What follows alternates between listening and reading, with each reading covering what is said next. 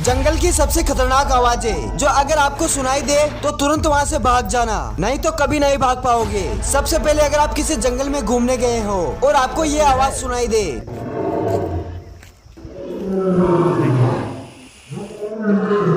तो तुरंत जितना दूर हो सकता है वहाँ से भाग जाओ, क्योंकि ये एक शेर की आवाज थी जो कि काफी भूखा और खतरनाक है, जो शिकार की तलाश में इधर उधर भटक रहा है। और अगर उसने आपको देख लिया खत्म। नंबर 2, अगर आप किसी घने जंगल में घूम रहे हो और आपके आसपास कोई वाटर सोर्स हो और तभी आपको ये आवाज सुनाई दे तो तुरंत वहाँ से जितना दूर हो सकता है भाग जाओ, क्योंकि ये एक क्रोकोडाइल की आवाज थी जो आपको कभी भी कच्चा चबा सकता है। नंबर 1, अगर आप घने जंगल में घूम रहे हो और आई होप कि आपको ये आवाज सुनाई दे तो वहाँ से कहीं मत भागना, क्योंकि ये एक पेड़ की आवाज थी जो हवा से हिलने पर आवाज कर रहा है। वैसे आपका फेवरेट जंगल कौन सा है, कमेंट करके जरूर बताना।